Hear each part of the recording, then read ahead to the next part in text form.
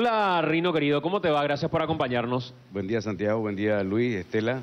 Un gusto estar con ustedes. Gracias. ¿Le conoces a la señora Estela Ruiz Díaz, Rino? Le conozco. En este caso se aplica aquella frase literalmente, somos viejos conocidos. Sí, correcto. Rino, si miramos el caso Óscar González Daer, probablemente lo último, jurado enjuiciamiento de magistrados y qué sé yo, sea lo más fresco en la memoria de la gente. Pero si vamos a los orígenes en términos de investigación, probablemente uno de esos trabajos que generó mayor impacto, que abrió el camino para hablar de enriquecimiento ilícito y de gente que era sometida en la ciudad de Luque a el poder que manejaban los González Daer, es la investigación del diario Última Hora y de Telefuturo, hecha por Roberto Irrazábal, por Rino Giret, por Javier Panza, para Telefuturo también. Le mandamos un abrazo a Javier. Y tuvo una repercusión importante que hoy queremos recordar de alguna manera. ¿Cuál fue esa investigación que vamos a ir compartiendo en imágenes también? ¿Y en qué año se destapó aquel caso González Daer en Última Hora y Telefuturo?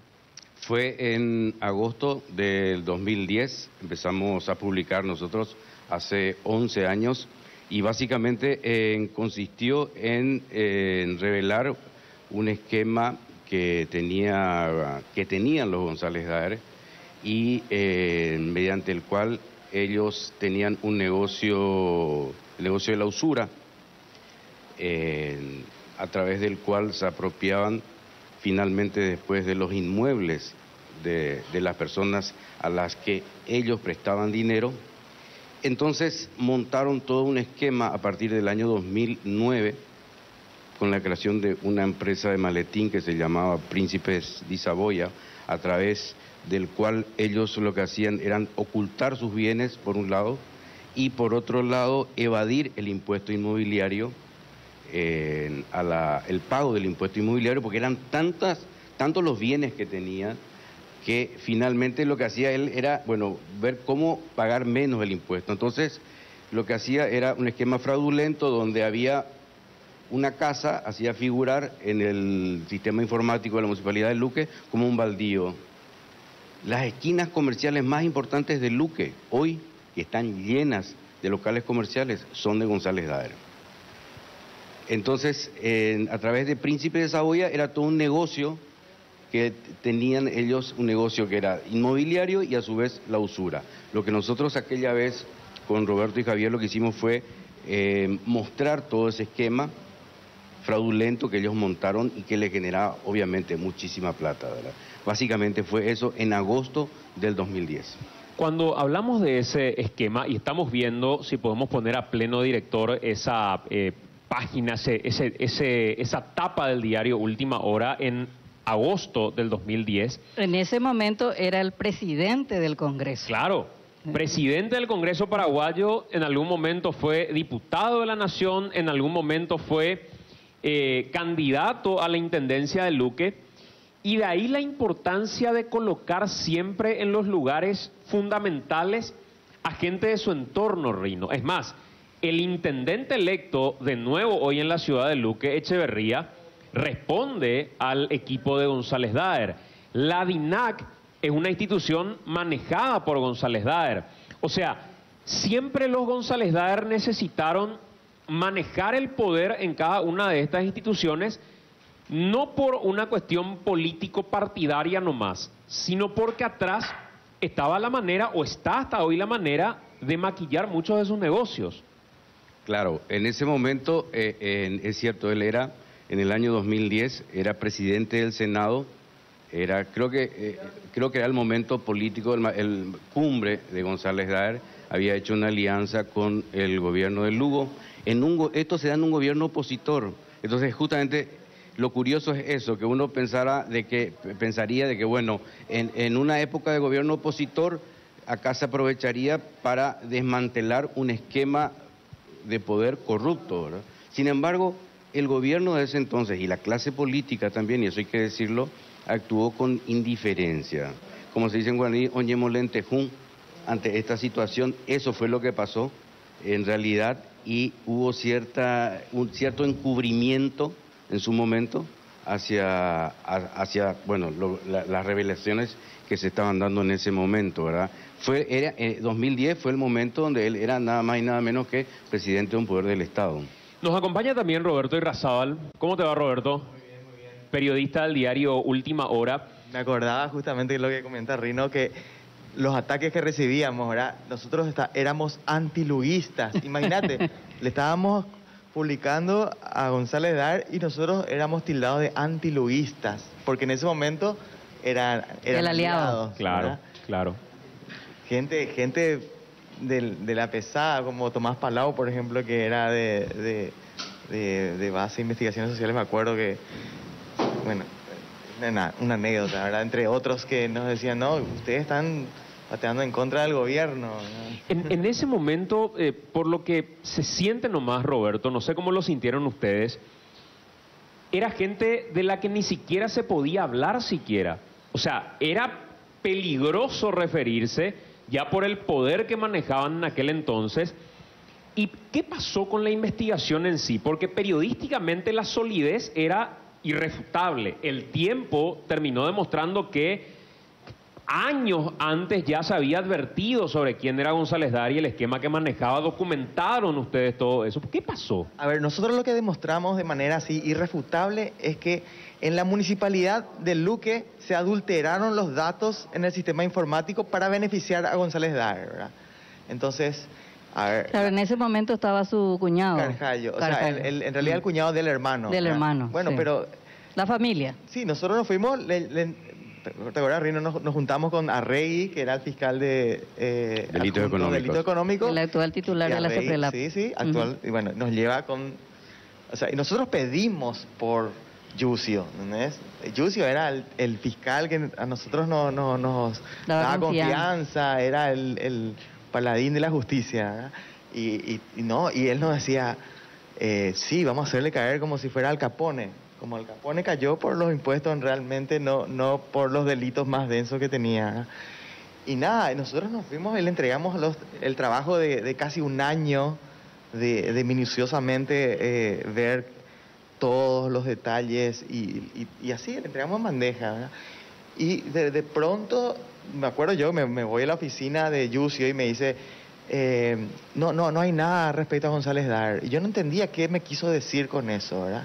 Hasta que al día siguiente me desayuno que le blanquearon, ¿verdad? Que sale la resolución de un juez diciendo que no, diciendo que nuestra denuncia, porque nosotros nos fuimos con toda la documentación a presentar la denuncia, yo tuve que firmar la denuncia, decir, bueno, hacer la denuncia y nominar, porque, ¿qué pasa? Se adulteraron los datos en el sistema informático. ¿Y qué hicieron ellos? Le fusilaron a un funcionario. ¿Cómo le fusilaron? Y le procesaron o le dieron la cabeza. Sí, Lo eliminaron entre comillas. Sí, o sea, fue el chivo expiatorio. Lo sacaron. No sé si le sacaron, no recuerdo bien. Lo que recuerdo bien es que nosotros nos fuimos a buscarle a ese funcionario hasta el fondo de Luque, en una compañía, y tenía una casita así sumamente humilde, y el tipo no estaba, se escondió, nunca le pudimos agarrar, ¿verdad? Pero fue ese el chivo expiatorio. Y creo que ni siquiera él fue y creo que a Yucio le hicieron una promesa que jamás cumplieron. Que ministro de la Corte, ¿verdad? Oh, fiscal general del Estado. Sí, ¿Cómo fue eso? ¿Cómo fue eso? A ver, Esa es la leyenda, ¿verdad? Esa es la leyenda, ¿verdad? Que estaba él pescando por esos cargos, ¿verdad? O fiscal general o ministro de la Corte. Pero ahí fue un blanqueo, digamos, desde la fiscalía o desde la justicia. No, desde la fiscalía. Ahora, a ver, nosotros teníamos totalmente probado que hubo una adulteración de datos en el sistema informático, ¿verdad? A ver, ¿por qué estaba probado? Porque teníamos las boletas de impuesto inmobiliario donde figuraba que era construcción, era una esquina asfaltada, todos los datos para pagar como corresponde. Y de repente así, ¡boom!, esos datos se eliminaron, ¿verdad? Figuraba una calle de tierra, figuraba así construcción, o sea, eliminaron todos los datos que recargaban impuestos en cada una de las propiedades, ¿verdad? Entonces, alguien adulteró, ¿verdad? Y evidentemente operador informático, ¿verdad? Por orden de alguien. Entonces, ¿cuál era el camino a seguir? El camino a seguir era, bueno, el funcionario que adulteró los datos, preguntarle quién le ordenó adulterar esos datos y ahí seguir la cadena. Pero eso nunca pasó. Rino, ¿nunca hubo una auditoría de esta causa? ¿Nunca la causa llegó a la Corte o a la auditoría del Poder Judicial o de la Fiscalía o de quien tenga que auditar la causa para decir qué pasó exactamente y de quién es la responsabilidad? No, nunca hubo, pero yo creo que el caso de González Daer va a quedar como un caso emblemático que muestra que falta voluntad política en realidad para enjuiciar a las personas sindicadas significativamente corruptos, como dice la Embajada de Estados Unidos. ¿Por qué? Porque en el 2010, cuando nosotros habíamos publicado esto, nosotros en realidad lo que habíamos publicado es la punta del iceberg, que era el esquema fraudulento para evadir el impuesto inmobiliario. Pero si uno miraba por debajo, ¿verdad?, lo que había era usura, ¿verdad? Despojo. Había manipulación de la justicia, ¿verdad?, que finalmente a él lo condenan 11 años después, 10 años después, por enriquecimiento ilícito y declaración falsa. Es la condena mayor que tiene Óscar González Daer. Aquella vez se podía haberlo ya enjuiciado a él por estos cargos. Pero ¿qué es lo que faltó? ¿Qué es lo que hace que en el 2010 la clase política y las instituciones encubrieran este esquema fraudulento de González Daer y 10 años después no? Fueron las condiciones políticas las que variaron. Y por eso digo yo que va a quedar el caso González Daer como un caso sintomático, emblemático, de cómo finalmente la justicia se aplica de acuerdo a la temperatura política. En el año diciembre de 2019, la Embajada de Estados Unidos lo declara a González Daer el primer político declarado significativamente corrupto, y empieza, digamos, el escándalo de los audios ese año, ustedes se acordarán, donde quedó al desnudo una manipulación vergonzosa de la justicia. 10 años antes se lo podía haber a él enjuiciado por enriquecimiento ilícito. ¿Qué faltó? Faltó voluntad política. Esa es la verdad de la cosa. Bueno, y ahí, sí. Un detalle nomás. En la causa última esta, ¿por qué delito no se le condenó a González Daer? Por el delito de lavado de dinero. Sí. ¿Y por qué? Porque prescribió. Prescribió porque ya pasó mucho tiempo de la creación de la empresa. Nosotros publicamos la investigación un año después de la creación de su empresa. O sea que si en ese tiempo la justicia, la fiscalía, en serio hacía su trabajo, iba a ser procesado por lavado de dinero. Esto fue en el 2010. 2010. Sí. El escándalo de los audios en el jurado de enjuiciamiento salta hace, ¿cuánto? 2 años. Más o menos, sí. No, dos, quizás 3. O sea, este hombre era juez de jueces. Claro. O sea, independiente de la protección política que tenía, este hombre tenía tanto poder en el poder judicial, la justicia propiamente, que lograba controlar absolutamente todo. En los audios aparece cómo hacía para que fiscales abandonen una causa.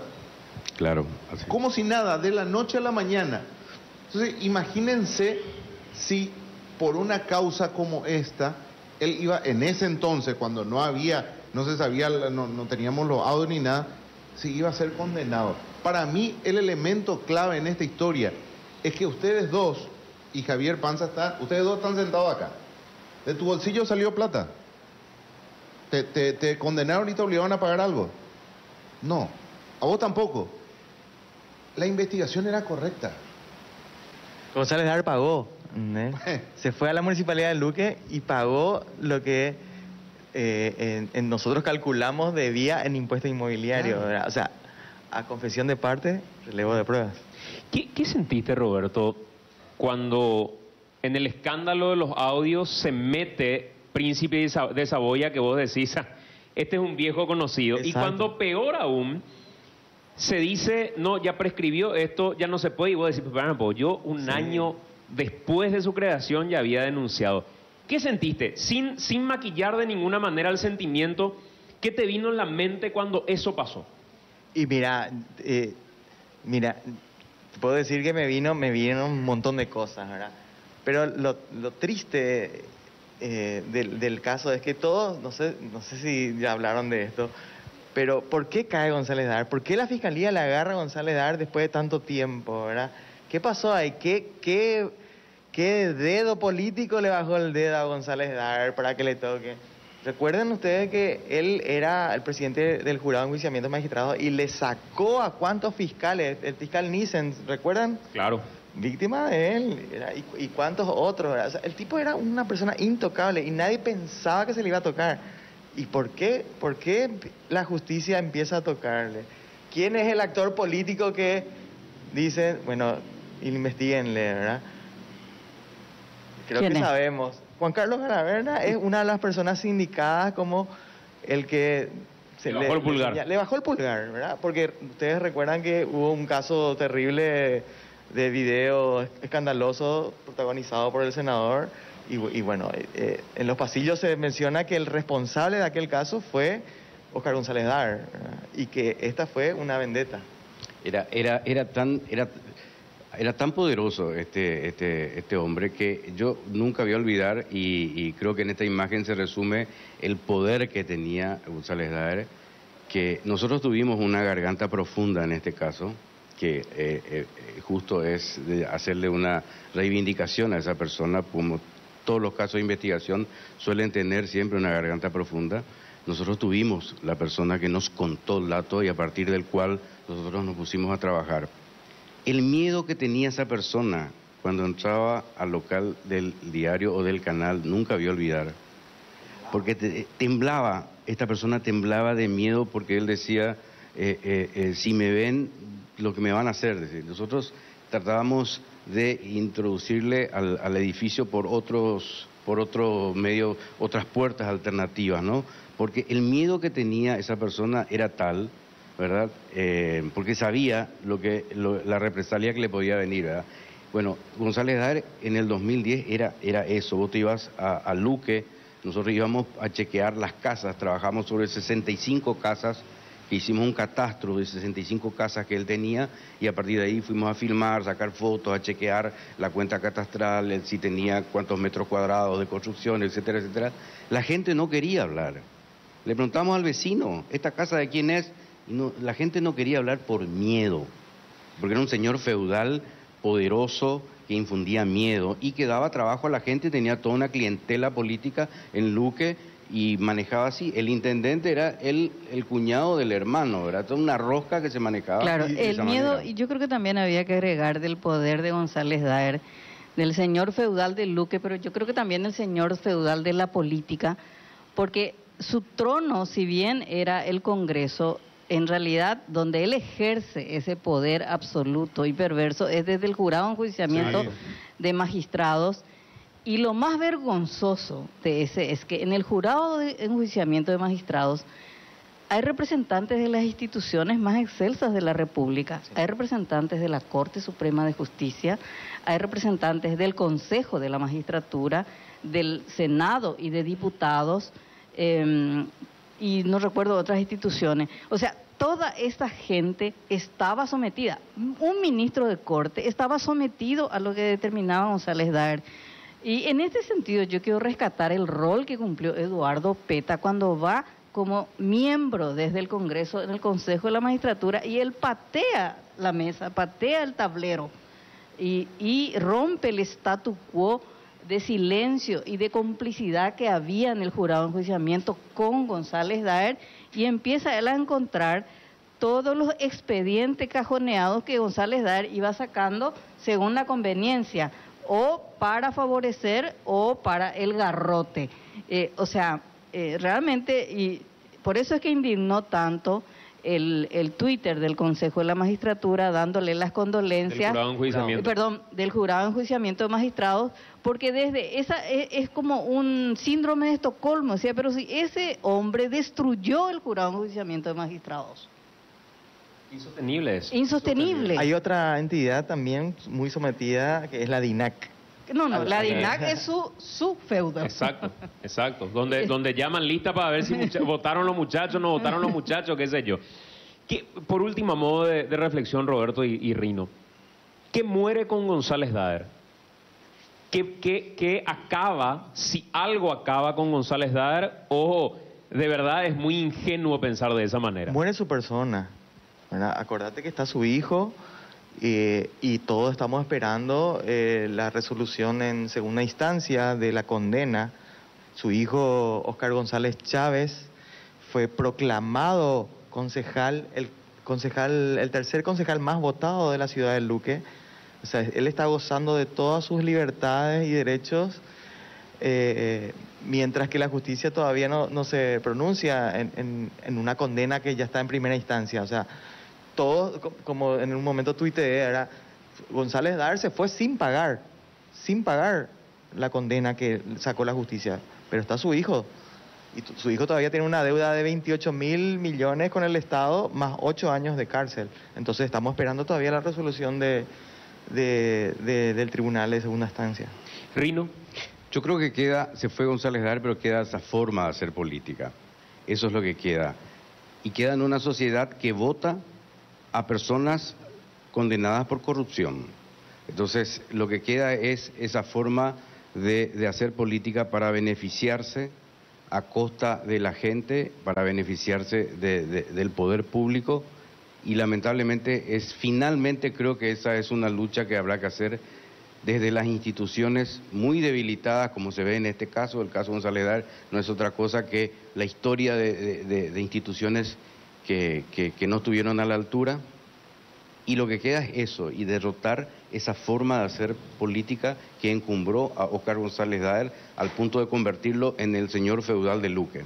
Me escribe un abogado penalista, uno de los más destacados de nuestro país, y me dice: en lo que relatan tus colegas, existen varios delitos contemplados en los artículos 174, 248 y 261. El primero es la alteración de datos, el que, lesionando el derecho de disposición de otros sobre datos, borrara, suprimiera, inutilizara o cambiara, será castigado con pena privativa de libertad hasta 2 años. Fue lo que sucedió en aquel entonces cuando borraron esos datos que vos relatabas, Roberto. En estos casos será castigada también la tentativa. El artículo 248 habla de la alteración de datos relevantes para la prueba, lo que claramente también sucedió, el que con intención de inducir al error en las relaciones jurídicas almacenara o adulterara datos en los términos del artículo 174 relevantes para la prueba, será castigado con pena privativa de libertad de hasta 5 años. Y la evasión de impuestos, que es lo otro que estaban mencionando ustedes, que tiene toda una descripción también respecto al ámbito penal. Nada de eso fue parte de una investigación posterior.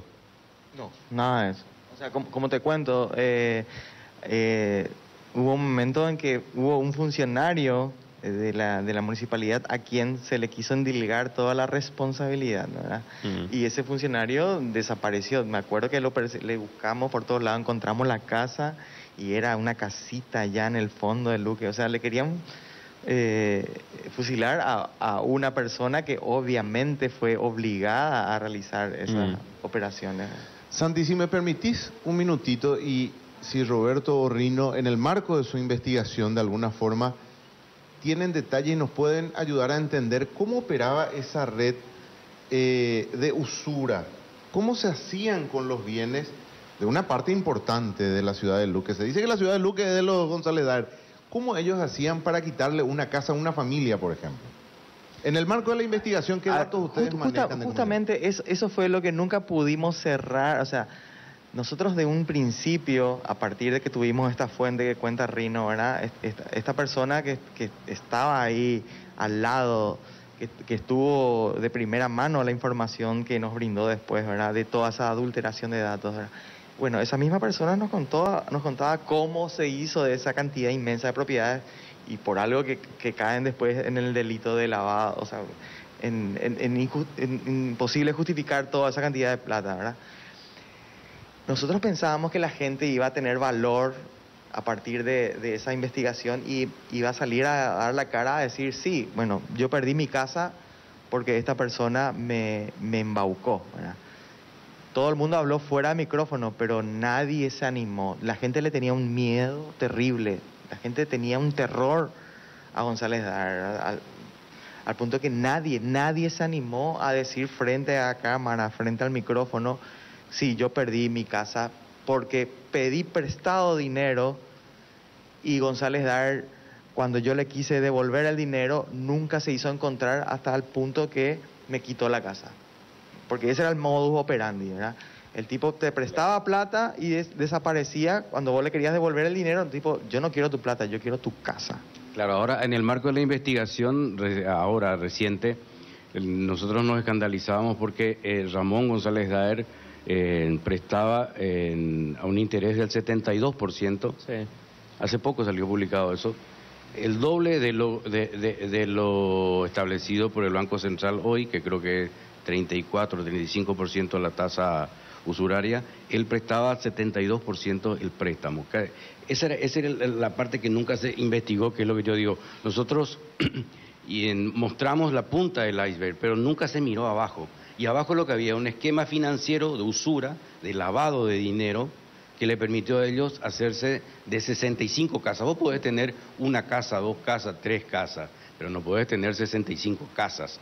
Algo está pasando en ese caso, ¿verdad? Lo que ellos hacían era prestaban el dinero contra entrega de título de propiedad, se firmaban pagarés que finalmente se ejecutaban porque nunca se podía pagar el pagaré.